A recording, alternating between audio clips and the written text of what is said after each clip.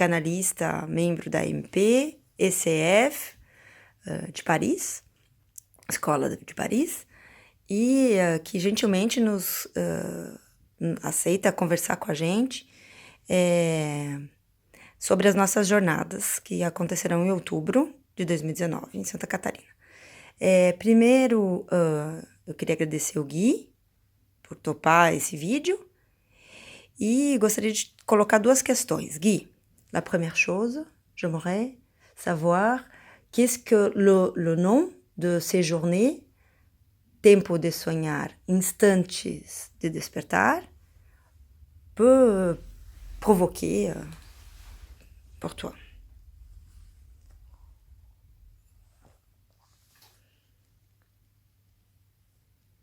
Il y a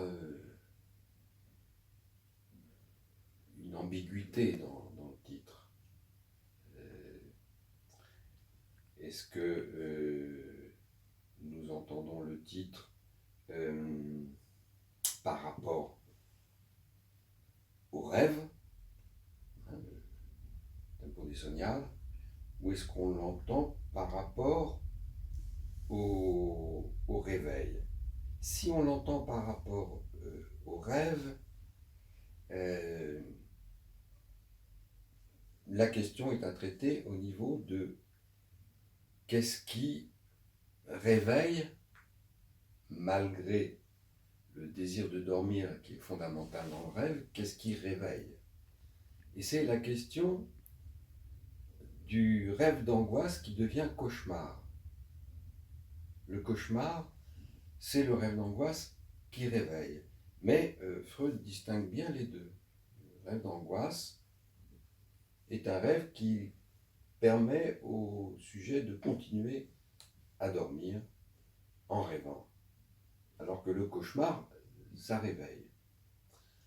Donc, voilà un premier versant. Mais, évidemment, ce titre-là a un côté plus métaphorique, n'est-ce pas?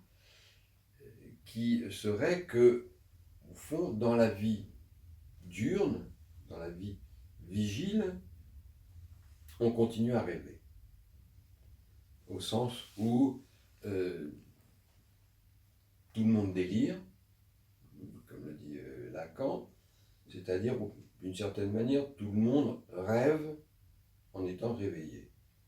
Et à ce moment-là, la question qui se pose, c'est qu'est-ce qui, dans le rêve de la vie vigile, qu'est-ce qui réveille?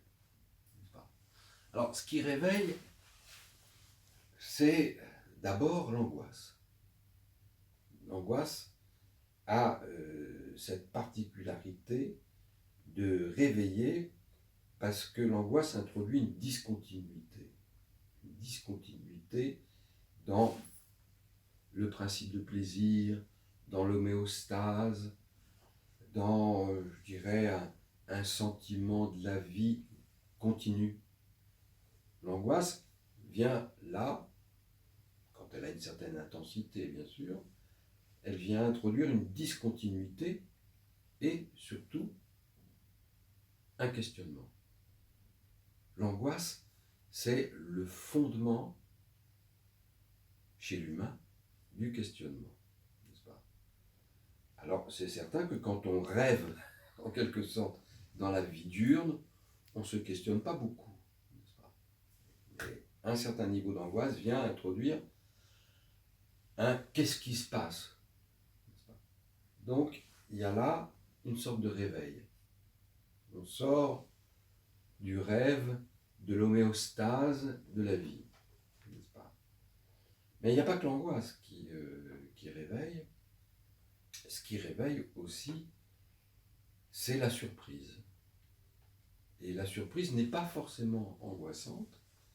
La surprise, je dirais, pour nous, analystes et analysants, la surprise, c'est ce qui vient tout d'un coup produire, parfois par une interprétation, parfois par un lapsus, parfois par un rêve, ce qui vient produire un effet de sens nouveau. Voilà, l'effet de sens nouveau. Et cet effet de sens, c'est quelque chose de très fugace.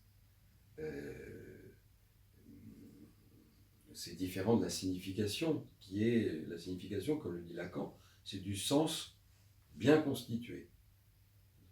L'effet de sens, c'est hop, quelque chose qui introduit aussi une discontinuité. Alors, par rapport à l'effet de sens, par rapport à cette surprise du sens, il y a plusieurs attitudes possibles.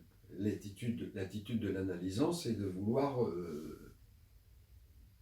parler de la vérité qu'il y a dans cet effet de sens. L'effet de vérité est effectivement quelque chose qui réveille par rapport au rêve de l'homéostase, de la vie homéostatique. Voilà, je dirais, il y a deux versants, où on prend les choses sérieusement du côté du rêve, donc le réveil dans le sommeil, le rêve qui réveille, ou on prend les choses du côté de plus métaphorique, c'est-à-dire nous passons notre temps dans la vie à rêver. Mais il y a des choses qui réveillent. Voilà. Une manière de répondre en disant il y a deux plans. Il y a deux plans dans ce titre, et évidemment, ces deux plans, on peut les explorer chacun. D'accord. Ça par rapport au titre. Il y a aussi une provocation, donc, comme je te disais, c'est par rapport à la psychanalyse avec des enfants, puisque tu es venu il y a 2 mois au Brésil faire une conférence par rapport à la psychanalyse avec des enfants, qui nous a fait beaucoup travailler sur la psychanalyse en général, mais plus branché sur l'enfance. Et j'ai envie de te demander qu'est-ce que tu penses de cette formule, l'enfance est un temps de rêver? Comment on peut interpréter ça qu'on écoute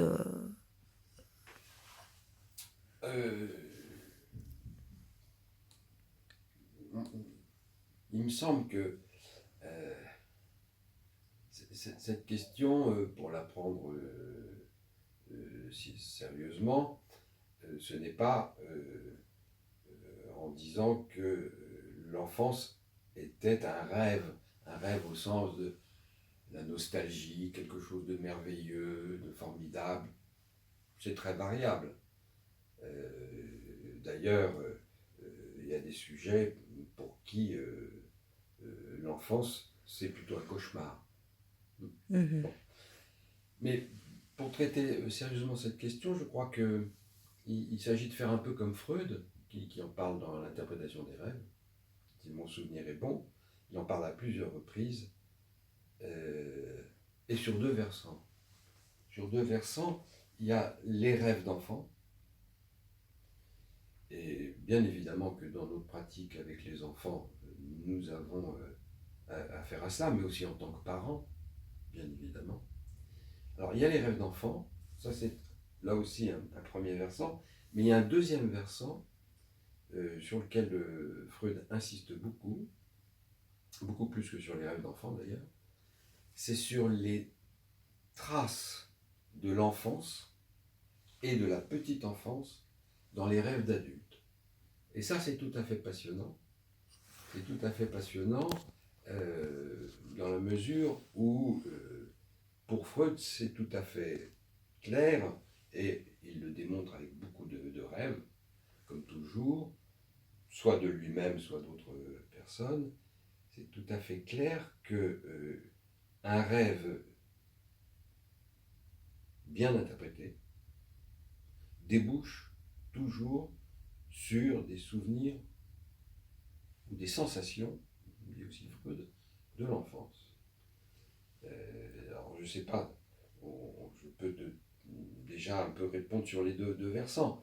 Je reviens aux rêves d'enfants. Les enfants, ils rêvent très tôt. Très tôt, il y a le fameux rêve de Anna Freud, que Freud rapporte et que commande d'ailleurs à plusieurs reprises Lacan. Enfin, il y fait allusion, puis il le commente dans ses premiers séminaires. 1, 2, 3, 4, 5. Dans le 6 même, il commente un peu plus longuement ce rêve d'Anna Freud, bien connu, qui est un rêve, On peut continuer.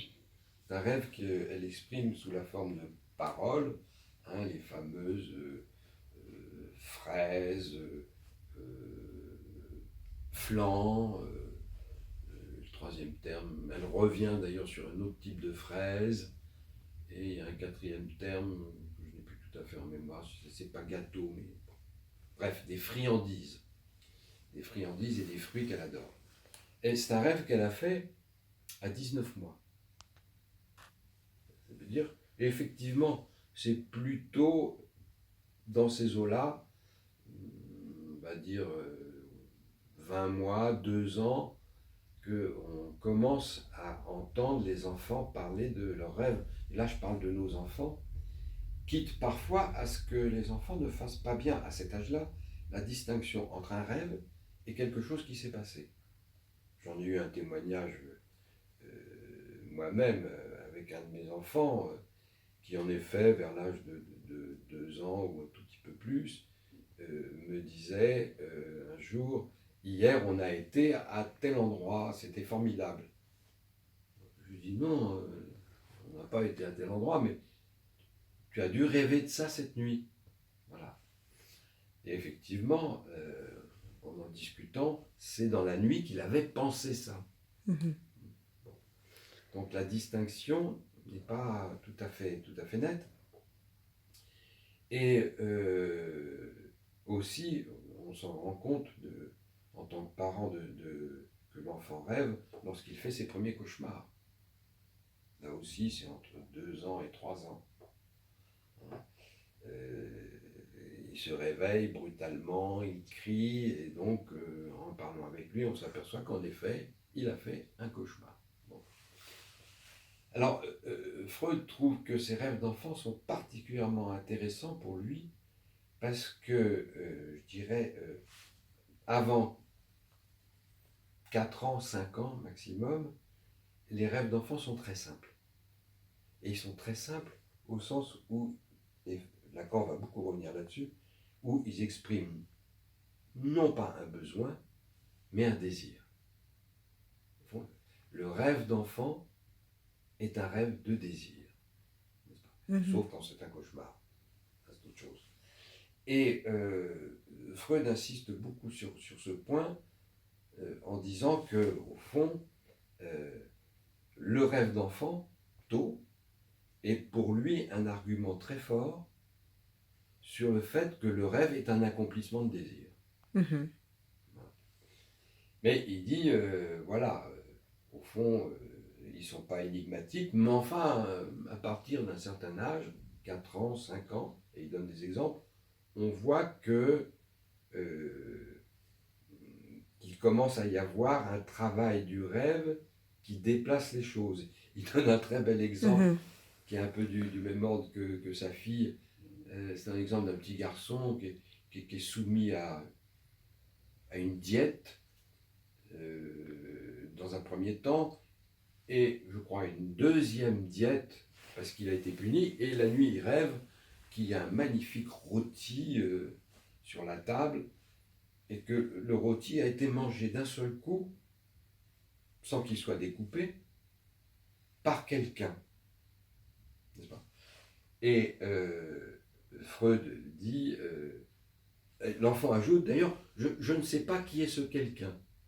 N'est-ce pas? Et Freud dit, voilà, ça commence à être une élaboration, parce que bien évidemment, c'est lui qui aurait bien aimé manger le rôti, car il est à la diète, il a été puni, mais voilà, comme il a été puni, il y a aussi une censure, donc il y a quelque chose qui fait qu'il ne peut pas assumer dans son rêve le fait que ce soit lui qui mange le rôti, comme la petite Anna mange les fraises, etc. Et donc c'est quelqu'un d'autre. Voilà. Un bel exemple, c'est un enfant ou une enfant, non, c'est un enfant qui doit avoir 4 ans, 5 ans. Ça, bon, pour un versant, l'autre versant, moi, que je trouve particulièrement intéressant dans cette affaire, parce que ça concerne ce que nous, analystes, nous faisons avec les rêves, c'est les traces de souvenirs et de sensations de l'enfance dans les rêves d'adultes. Au fond, Freud va jusqu'à dire une chose très importante, le contenu manifeste des rêves. Le contenu manifeste des rêves est toujours lié à l'actualité du sujet. Par contre, le contenu latent, dès qu'on commence à le travailler, débouche toujours sur des faits, des sensations, des paroles, des scènes qui remontent à l'enfance. Et pour Freud, un rêve bien interprété, c'est un rêve qui arrive à ce niveau-là, à retrouver ce qui, dans l'enfance, s'exprime de manière très déformée dans le contenu manifeste. Et Freud dit que ce qui s'exprime là, c'est bien évidemment ce qui est remis en scène dans le rêve, c'est des souvenirs, des sensations d'enfance, mais il s'agit d'aller un peu plus loin, c'est-à-dire qu'on peut y retrouver un désir infantile. Et ça, c'est très important dans la mesure où, pour Freud, les désirs infantiles, ce qu'il appelle les motions pulsionnelles infantiles, elles continuent d'agir chez l'adulte. C'est cette fameuse phrase que Freud a repris de Wordsworth, le poète anglais. L'enfant est le père de l'homme. Et je dirais les rêves d'adultes, quand ils sont bien travaillés, débouchent, desembocano, débouchent sur l'enfant. Alors, là-dessus, Lacan, il reprend... Lacan, il a commenté beaucoup de rêves dans ses séminaires. Il en a commenté, j'avais fait le compte il y a longtemps, presque une vingtaine de rêves de l'interprétation des rêves de Freud. Comme ça, on n'imagine pas, mais il en a commenté 17 ou 18. Il y en a sur lesquels il a beaucoup insisté. Le rêve du père mort, le rêve de l'enfant qui brûle, et un de ceux qu'il a le plus commenté, même brièvement, c'est le rêve d'Anna Freud. Et là-dessus, Lacan, pour résumer tout ce qu'il dit dans ses premiers séminaires, il insiste beaucoup sur le fait que le rêve d'Anna Freud est un rêve qui ne concerne pas le besoin. C'est un rêve qui concerne des objets de désir, on pourrait dire, il le dira plus tard, de jouissance. C'est un rêve qui pose le désir comme transgression, parce que justement, la gouvernante, avait dit à Anna, tu as mangé trop de fraises, c'est ça qui t'a donné mal au ventre et qui t'a fait vomir, n'est-ce pas? Donc, plus de fraises. Et donc, il y a le rêve, et le rêve, au fond, on voit bien, il est lié au discours de l'autre. Lacan dit très bien, c'est lié au discours de l'autre, en tant que franchissement d'un interdit et en tant que réponse, là il le dit dans le séminaire 4, il me semble, en tant que réponse à la frustration imposée par le grand autre. Alors ce qu'ajoute encore Lacan, c'est que les signifiants, c'est un rêve, c'est pas un rêve d'objet, c'est un rêve fait avec des signifiants qui, dans leur côté métonymique, ils sont tous, je dirais, liés par une signification constante. Ce sont des rêves faits avec des signifiants de l'oralité. C'est la pulsion orale. Ce sont des rêves sexuels au sens pulsionnel. Voilà, je résume un peu ce qu'a dit Lacan sur... Donc juste un mot, parce que c'est très bien. Les analysons les analysons enfants.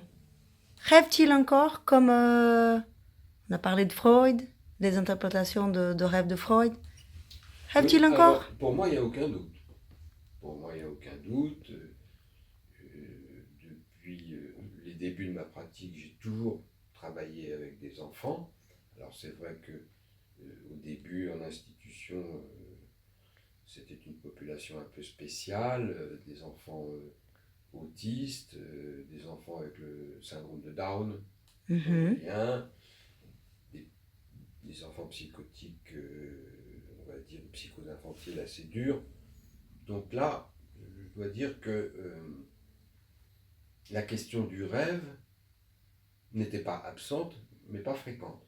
Mais à partir du moment où j'ai reçu des enfants, je dirais, affectés de pathologies moins importantes, c'est-à-dire à partir du moment où j'ai reçu des enfants en cabinet, en profession libérale, je dois dire que les rêves ne sont pas systématiques, mais je ne constate pas le fait que les enfants rêveraient moins, non pas du tout. Mhm. Alors parfois ils les racontent spontanément, ce qui est évidemment à entendre dans le registre transférentiel, avec une petite dimension interrogative. Quand un enfant de 6 ans vient vous dire « Ah ben j'ai rêvé ça, j'ai trouvé ça étonnant bon. ». Puis parfois, on peut leur poser la question « Est-ce que tu rêves ?» Et assez systématiquement, à la séance suivante ou une séance ultérieure, ils viennent avec un rêve. Mhm. Donc moi, je n'ai pas constaté dans ma pratique de raréfaction Mhm. du rêve chez l'enfant. Non, pas du tout. Super. Freud, que je trouve particulièrement intéressante, c'est à propos des rêves répétitifs Oui. de l'adulte. Mhm. Et là, Freud dit même si le rêve répétitif a commencé à l'adolescence, ce qui est souvent le cas, on peut être sûr, dans les rêves répétitifs, qu'il s'agit de quelque chose qui, qui, euh, qui évoque, qui implique quelque chose de l'enfance. Là, c'est une espèce de, pour Freud, de certitude. Ah, Plus un rêve est répétitif, plus on est sûr mhm. que c'est quelque chose de l'enfance qui est... Ah oui. Oui, je trouve ça... C'est... Voilà, assez Oui, oui, étonnant. c'est une indication très, très clinique, ça. Tout à fait. Mm. Peut-être une deuxième chose que je pourrais ajouter, parce que là, à une époque, j'ai fait tout un travail sur la notion, le concept, le terme de transfert chez Freud. Et dans l'interprétation des rêves, il y a un usage du terme de transfert, mais qui est un usage, je dirais, un peu particulier. C'est pas le transfert clinique, c'est le transfert en termes de déplacement, justement, de l'infantile, du contenu latent, vers l'adulte du contenu manifeste.